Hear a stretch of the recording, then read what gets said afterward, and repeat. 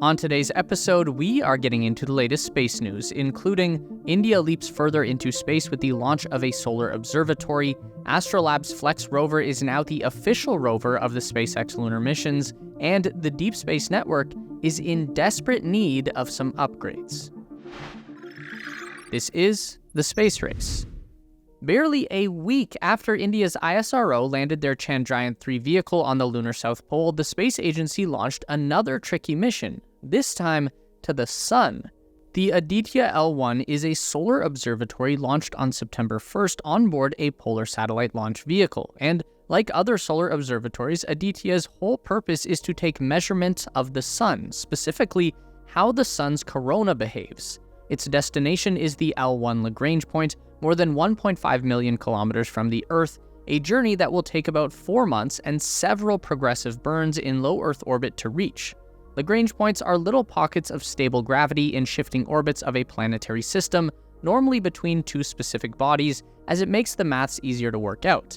In order for Aditya to have the best viewing angle, it needs to be sitting at L1, the point of equilibrium between the Earth and the Sun.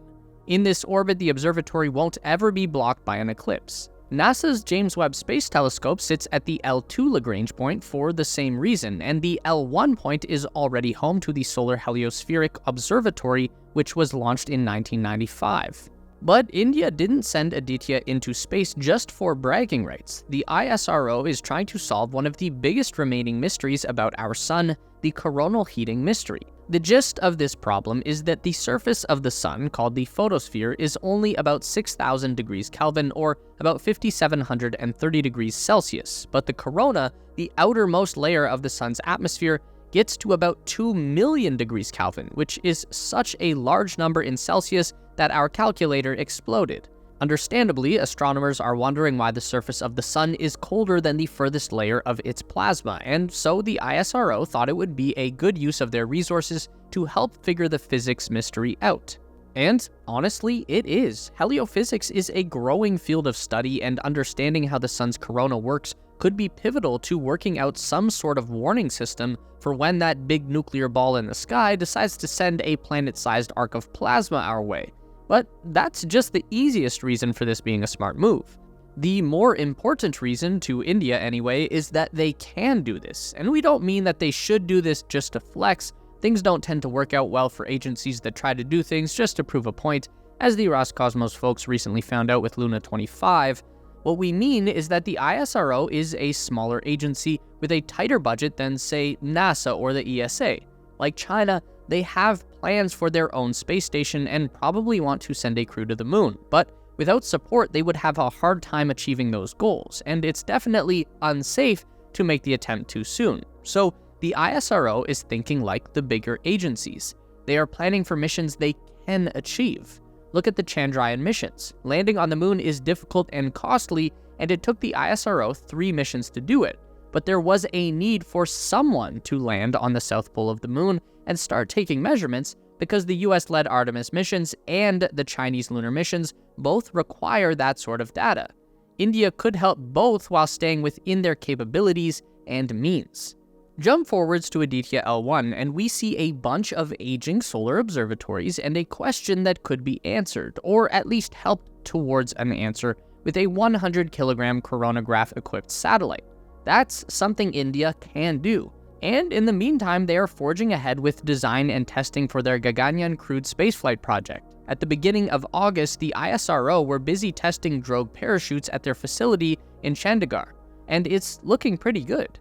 The plan is for the first crewed flight to take place in 2024, which seems very doable provided their flight tests at the end of 2023 work out. This has been a pretty spectacular couple of months for the Indian space program. They've gone from obscurity to confidently standing shoulder to shoulder with NASA, the ESA, and the Chinese National Space Administration, and they've achieved that by being careful and measured in their goals and approach. SpaceX might still be in the design phase for their human landing system, but word from Venturi Astrolab reveals that they now have a rover to plan for.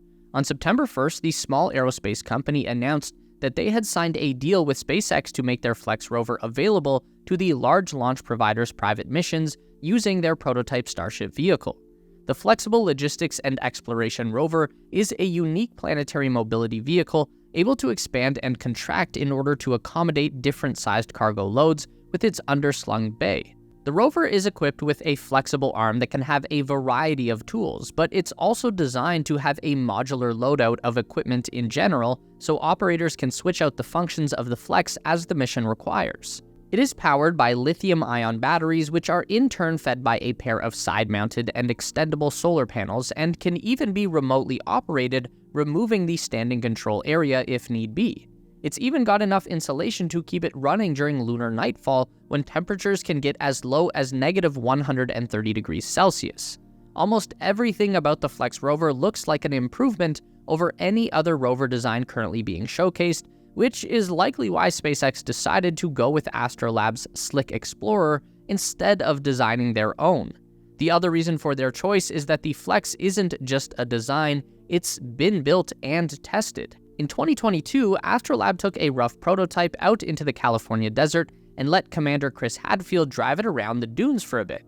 Even back then, the company was hoping to catch the eye of SpaceX, making their vehicle to such robust standards that it could survive anything the moon or Mars could throw at it. Quote, "We want the hardware to be super robust so that they can essentially drive it like they stole it and not have to worry about it," said CEO Jared Matthews, who is a veteran of both the Jet Propulsion Laboratory and SpaceX. Matthews worked on the Spirit and Opportunity Mars rovers and then went on to have a hand in the Crew Dragon capsule, so he knows what he's doing. The plan is for the Flex to fold up into its stowed configuration and get packed into the cargo area of the Starship HLS. Once on the moon or Mars, or whatever the Starship lands on, the Flex can be deployed with the onboard elevator and can be used by the crew either manually or remotely. But the private SpaceX mission to the moon won't be until after Artemis 3, 2026 at the earliest, so Astrolab has plenty of time to perfect their design. The big dream for Flex is for the rover to be used in multiple applications, not just SpaceX missions. The company has plans to enter their design into NASA's Lunar Terrain Vehicle competition, so they could very well be selected to accompany NASA-led missions as well. And who knows? Since the Flex can be remotely operated, it's possible that fleets of these rovers could be sent ahead of colonists to move cargo around and begin the construction process before an astronaut even sets foot on the moon or Mars. NASA has a problem. The Deep Space Network just can't keep up with the new space race. The DSN is an array of gigantic antennas placed in key areas around the globe.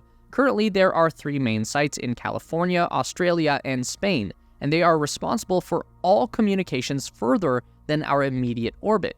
Moon missions, asteroid interception, outer solar array system exploration, and of course, far-ranging probes like Voyager and New Horizons all rely on this network to pass information back and forth as well as receive orders. And for many years, the DSN had enough power to handle everything NASA was using it for. But then Artemis 1 launched, and the weaknesses in the system finally showed up. The DSN just isn't powerful enough to keep up with all this traffic. Truthfully, the problem started earlier. Given that there are only 3 sites, vehicles and missions using the DSN had to hold to a pretty tight schedule in order to not overwhelm the system. The James Webb Space Telescope's huge data transfers back to Earth are a good example, but luckily the Webb already has to wait for viewing windows where it can be seen by the DSN, so there are natural gaps in the coverage just from Earth's rotation. But Artemis 1 was a real wake-up call for NASA. The DSN used 1,774 hours of communication time during the mission, keeping near constant communication with the Orion capsule and all the CubeSats that were providing support, and it was near constant because the network had to split its focus between the supporting satellites and the pod for the entire mission. Definitely not an ideal situation. But this also means that other missions like the James Webb and the Perseverance Mars rover had to give up that time. Imaging time was lost for the Webb, and if an emergency had struck for Perseverance, there wouldn't have been anything NASA could do. Most of this issue is because NASA simply didn't have the budget to expand the network, even though Artemis has been on the books for over a decade now. Running a communications network is expensive, and the sort of planning it takes to prepare for a mission more than a decade away isn't often in the focus for a House committee. And NASA is paying the price for it now. There are a couple of expansion plans for the cislunar communications network on the go right now, not least of which is the construction of 6 18-meter antennas on the moon's surface to help the DSN handle all the new communications traffic, but that's not until 2027. So if there isn't some extra funding released for DSN upgrades soon, the next couple of Artemis missions are going to be dealing with some dangerous communications blackouts. Meet us back here every week for more updates on everything aerospace industry and interstellar exploration related. Make sure to give the video a thumbs up today if you liked it. That really helps us out for real. And subscribe to the Space Race for more videos just like this. We do one long form essay and one news update every week. And if you'd like more, we've got 2 more on the screen for you right now.